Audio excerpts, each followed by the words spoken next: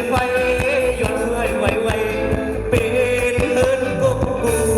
ปางเข็ดแหน่ช่วยเสียง3 คนมากันเลย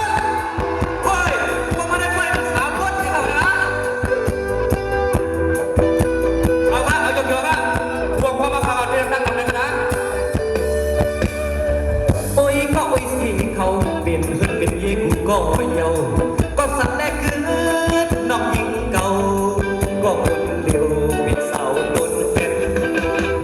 อาการหน้าแรงเหมือนน้ำเย็นหาขี้ปัญหาแรงเหมือนน้ำพัดวง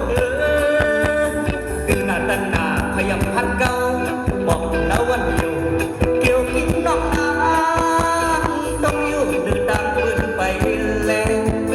ไต่เอ็นไต่อ่างหาว่าน้ำโตก็สีนาเฮ็ดสุ่มนายนสักทีนั้นเฮ็ดสุ่มนายนสักได้ขึ้นไว้เป็นสาวเทาผู้เป็นสาวเทาอื่นลำเอ้ยผู้เป็นสาวเทาอื่นลำเอ้ยเลยลำเอ้ยหวังนักเดินไปย้อนให้ไวเป็นเพิ่นกุกกุกปางเข็ดแหน่ขึ้นจังหวัดเลยฮะเอาการกินจังหวัดด้วย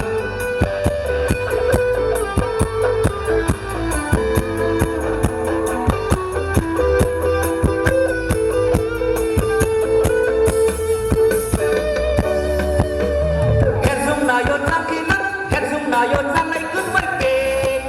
สาวเทาผู้เป็นสาวเทาอื่นลำเอ้ยผู้เป็นสาวเทาอื่นลำเอ้ยเลยลำเอ้ยบอกเดินไปย้อนให้ไวเป็นเพิ่นกุกกุกปางเข็ดแหน่